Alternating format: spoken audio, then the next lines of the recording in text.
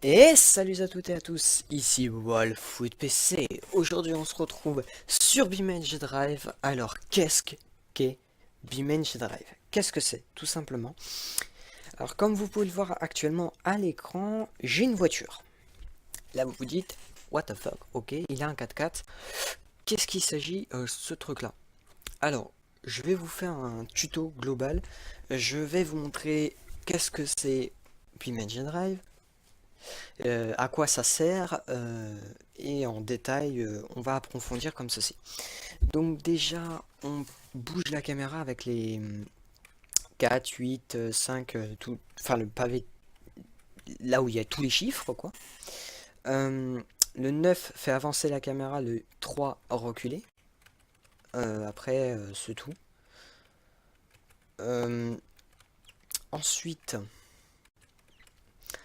j'avance avec les flèches directionnelles du clavier.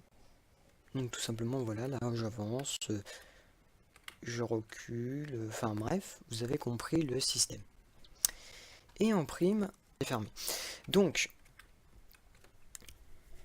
je disais, donc oui, on avance avec les flèches directionnelles, donc ça c'est basique. Alors ensuite, on va commencer par le... Si j'appuie sur... Donc, en gros, qu'est-ce qu'est BeamNG Drive? Donc, déjà là, vous savez les bases pour bien jouer, on va dire, entre guillemets. Donc, vous savez bouger la caméra et vous savez conduire. Déjà, c'est un bon début. Donc, ce qu'on va faire, c'est que je vais vous montrer qu'est-ce qu'est BeamNG Drive à part conduire une voiture. Donc là, vous avez pu voir, j'ai pété ma roue. Ouais, enfin, dans tous les jeux de simulation au jour d'aujourd'hui, tous les jeux de voiture, fait que ça pète les roues. C'est pas ça le plus important, j'ai envie de dire. Alors, le plus important, ça va être là, quand je vais taper le mur. Donc, je ralentis le son en faisant Alt et flèche directionnelle gauche ou droite. Ça ralentit le temps. Donc là, je suis en ralenti x 100. Et voilà ce que c'est BeamNG Drive véritablement. Ah, vous allez me dire, ouais, sympa, mais j'ai connu mieux. Alors en fait, là, ce que vous comprenez pas, si vous dites que, ouais, c'est sympa, j'ai connu mieux, donc là, j'ai fait CTRL E. Hein, CTRL E. Euh, CTRL E, voilà. Donc ça ouvre ce menu-là. Ce menu où il y a toutes les voitures. Toutes les voitures. Donc c'est possible que je fasse une ellipse. Ok, donc Donc voilà, j'ai fait spawner la voiture. Ah, bon, ça va peut-être la couiller. Donc voilà, j'ai fait spawn la voiture.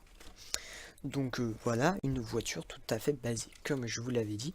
Donc en fait, c'est une voiture surpuissante, ce qui va nous permettre d'accélérer bien, de faire des beaux petits trucs. Et ce qu'on peut faire... Oh, vous voyez, ça a touché. Il y a la roue arrière qui a touché. Donc là, on va voir ce que ça fait, par exemple, bah, tout simplement ce petit truc, ce petit accrochage, on va dire, entre guillemets. Bah, boum, le pare-choc il prend. Le pare-choc arrière. C'était pas très beau.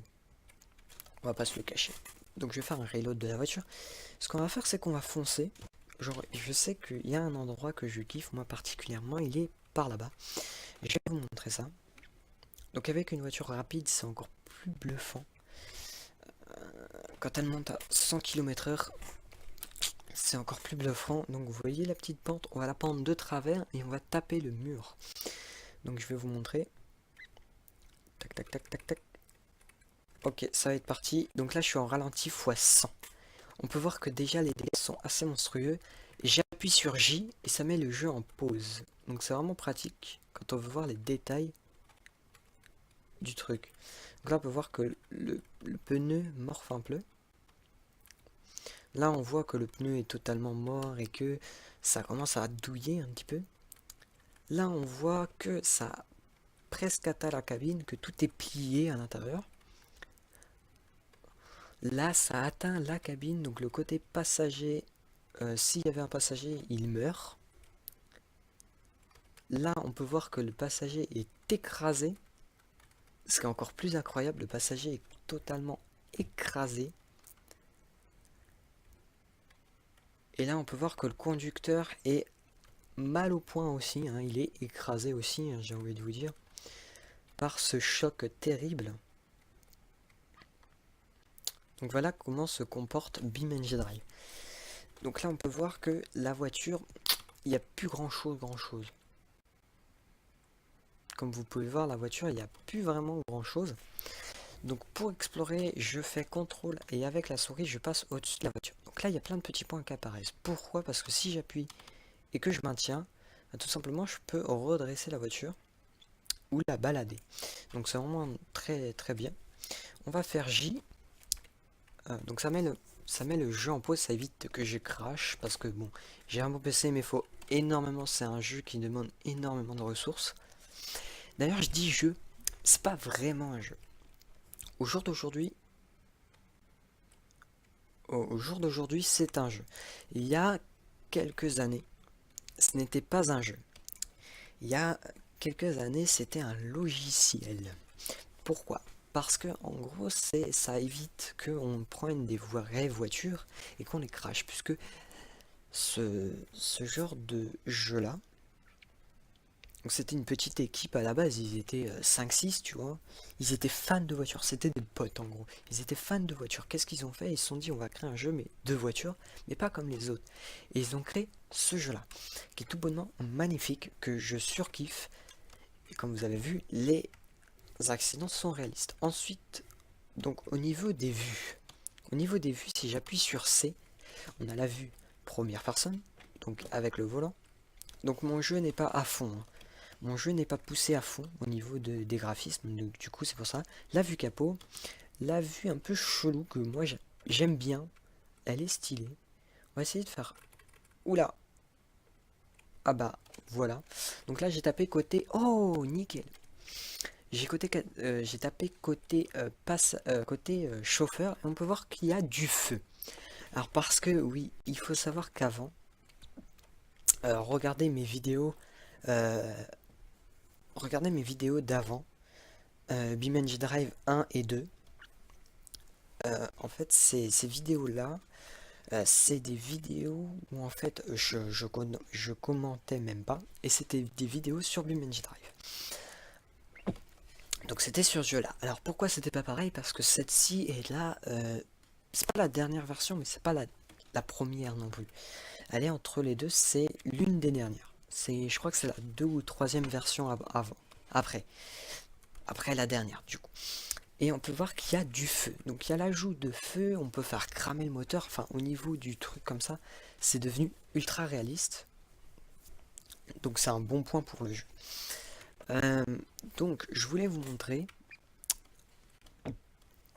À la base, ce que je voulais vous montrer, c'était qu'en fait, on peut compresser les voitures. Alors, je vais préparer le matériel pour compresser cette voiture-là. Ça veut bien arrêter, s'il te plaît? Merci. Ouais, vous voyez que les tonneaux, ça fait mal hein, quand même. Même en vrai, ça fait mal. Bon,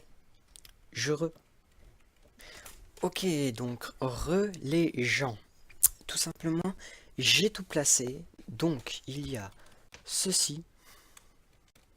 Comme on peut le voir, c'est ceci. C'est une surprise. Il y a ceci, donc, qui est le compresseur. Donc, ce qu'on va prendre, c'est qu'on va faire prendre cette voiture. On va aller voir le compresseur tout d'abord. Pour vous montrer un peu ce que c'est le compresseur. Et tout simplement, on arrêtera la vidéo au compresseur et à la petite surprise de la fin. Donc le compresseur c'est facile, hein. On arrive, on met la voiture à l'intérieur, donc n'importe comment. On prend le compresseur, on active, donc voilà, hein, on active.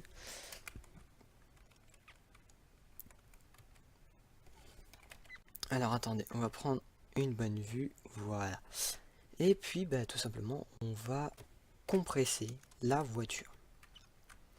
Donc pourquoi faire ça? Donc là la voiture est, on va dire, n'est pas compressée encore, n'est pas compressée, et puis on va la compresser petit à petit. Donc là on peut voir qu'elle souffre déjà. Putain, attendez, on a une mauvaise vue, c'est assez désagréable, mais on peut voir qu'elle est quand même assez décompressée. Regardez, hop, tac. On peut voir qu'elle souffre encore. Là, on va la compresser encore plus. On la compresse, on la compresse. Et là, regardez, elle est taillée en pointe. Donc ça, c'est énorme d'être taillée en pointe. On la compresse à fond. Donc là, on va dire que les hommes à l'intérieur ont mal. Mais ils peuvent... Voilà. Donc là, il n'y a plus personne. Il n'y a plus de voiture, d'hommes ou je ne sais quoi. Là, il n'y a plus personne. La voiture est HS. Tout est HS, hein, tout simplement. C'est ça, en gros. C'est tout est HS. Donc ce qu'on va faire, c'est qu'on va la recompresser. Mais comme ça. Donc on va la recompresser. Regardez. Regardez le compressage que ça fait. Moi je trouve ça énorme. Voilà ce que ressemble la voiture à la fin. Donc on va faire un reload de ça. Comme ça va pas nous casser les couilles. Et voilà comment elle est la voiture à la fin. On peut voir qu'elle a mal. Voilà. Et ce qu'on va faire maintenant, c'est qu'on va tester le truc parce que vous avez compris un peu ce que c'était cette chose-là. Donc maintenant, on va aller tester le... Alors moi, j'appelle ça le... Bon, en fait, j'appelle pas ça. En fait, c'est... Si je vous le dis le nom que je l'appelle, vous allez comprendre. Mais je pense que certains ont compris, certains n'ont pas compris ce que c'est. C'est utilisé dans les vrais crash tests. J'ai été trop loin. Donc c'est utilisé dans les vrais crash tests.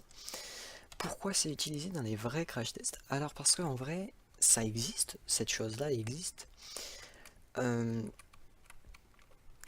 Alors pourquoi cette chose-là existe? Tout simplement, c'est un... J'appelle ça un faiseur de tonneaux. Là, vous avez tous compris ce que c'était. Hein. Sinon, c'est que vous êtes un peu bête. Ou dans ces cas-là, vous avez un problème psychologique. On ne sait pas. Faut pas critiquer.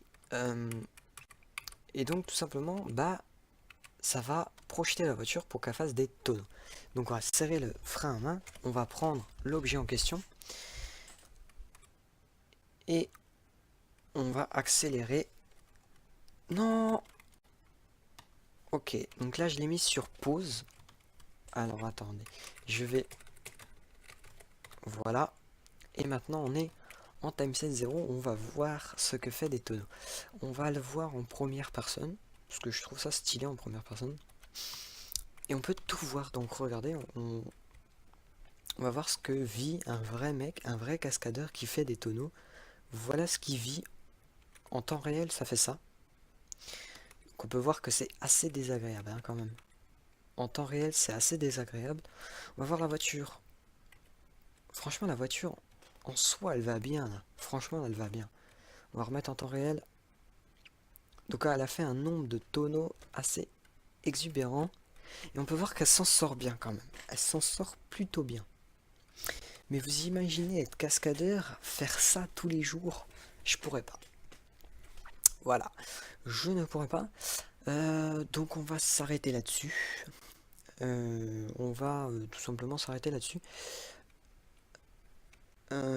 Peut-être que je vous mettrai une séquence d'une voiture contre un camion. Une petite séquence comme ça à la fin avec une musique. Je verrai. Le petit crash pour la fin. Donc je verrai pour vous faire une petite séquence avec un camion qui se crache dans une voiture littéralement. Si cette vidéo vous a plu, la découverte de BeamNG Drive avec la première fois que vous entendez ma voix normalement, et ben un like si cette vidéo ça vous a fait plaisir, un dislike si t'as pas aimé, un like si t'as aimé, partage, commente et voilà, à la bonne heure. Abonne-toi si c'est pas déjà fait. Je te dis ciao, bye bye.